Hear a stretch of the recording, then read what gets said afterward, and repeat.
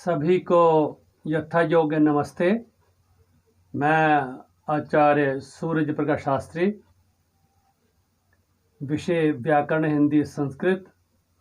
प्रसंग हमारा चल रहा था गोस्वामी कवि तुलसीदास। और तुलसीदास जी ने बहुत सारे ग्रंथ लिखे हैं और जिनमें कविता वाली भी एक है। और उस कविता वाली में से अयोध्या कांड है। और अयोध्या कांड के अंदर कुछ छंद हैं जो सवैये छंद हैं। उनमें ये छंद इस प्रकार से दिया गया है। इसमें ये बताने का प्रयास किया गया है, कवि तुलसीदास जी ने यह बताने का प्रयास किया गया है कि श्री रामचंद्र की छवि जो है वो किस प्रकार के है और कितनी सुंदर लगने वाली ये छवि है। तो एक बार छंद को पढ़ करके देखते हैं। कहा, ठाढ़े है द्रुम डाल गहे, धनु कांधे धरे, कर सायक लय, बिकटी भ्रकुटी ही, बड़री अखियां, अनमोल कपोलन की छवि है।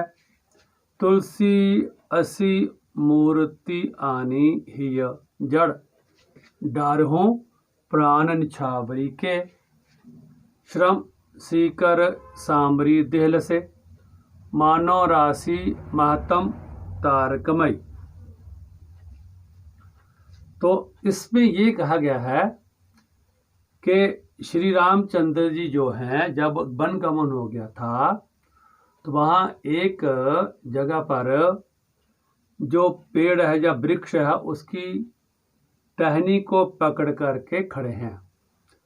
ठाडे है द्रुम डाल गहे। श्री रामचंद्र जी जो है द्रुम द्रुमना पेड़ की डाल गहे, डाल को पकड़ करके ठाडे है। तो ठाडे है मना कि वो खड़े हैं। और धनु का कांधे धरे, कांधे माने कंधे पर, धनु को जो धनुष्वान है, धनुष जो है उसे कंधे पर रखा हुआ है। और कर साइकिल, कर मना हाथ में बाण को लिए हुए हैं।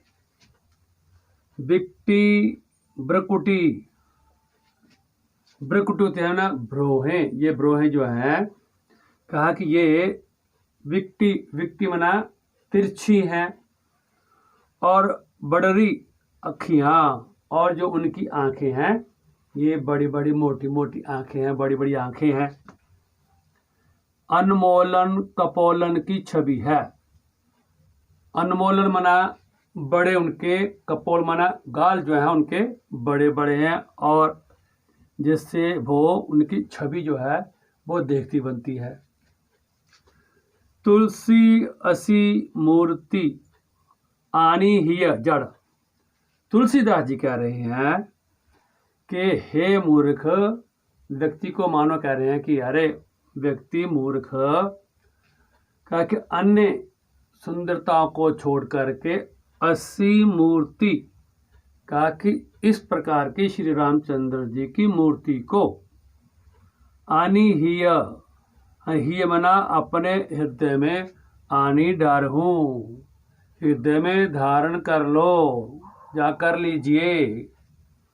और कहा कि ऐसी मूर्ति की छवि के लिए यदि प्राण निछावरी के, यदि अपने प्राण भी निछावर करने या समर्पित करने पड़ जावे तो भी श्री रामचंद्र जी की जो मूर्ति की छवि है इसका वखान नहीं किया जा सकता। और फिर कहा कि श्रम सीकर सांवरी देहल से, तो क्योंकि श्री रामचंद्र जी चलने के कारण और धूप के कारण जो उनका शरीर जो काले वर्ण का है, श्यामला सा है, कहा कि श्रम सीकर, वो जो पसीने की बूंदों से झिलमिल कर रहा है। और सांवरी देहल से, सांबरी माना जो श्यामल वर्ण की है, काले वर्ण की है, जो उनकी देह है लसे इस प्रकार से शोभायमान हो रही है, या चमक रही है, या लग रही है, जैसे मानो राशि महातम तारकमय, मानो कि तारोकमय बना तारों के समूह वाली जो घनी रात, जो आधी रात है या घनी रात है, मानो कि वो साकार ही सामने आ गई हो, उपस्थित हो गई हो। तो कहा कि जिस प्रकार से घनी जो रात्रि होती है उसमें जो तारे टिमटिमाते चमकते हुए वो रात, और वो जो तारे चमकते हैं, सुहावने लगते हैं, सुंदर लगते हैं, ठीक इसी प्रकार से जो सांवरी देह श्री रामचंद्र जी की थी और उसमें पसीने आए हुए थे, उसी प्रकार से वो सुंदर लग रही है। तो यहाँ कवि ने, यानी कि कवि तुलसीदास जी ने श्री रामचंद्र जी के इस छवि को बड़े ही मनमोहक तरीके से उभारने का प्रयास किया है, क्योंकि तुलसीदास जी मानते हैं कि श्री रामचंद्र जी की छवि को हृदय में अंकित करने से या धारण करने से व्यक्ति के सारे ही कष्ट, सारे ही पाप वो दूर हो जाते हैं।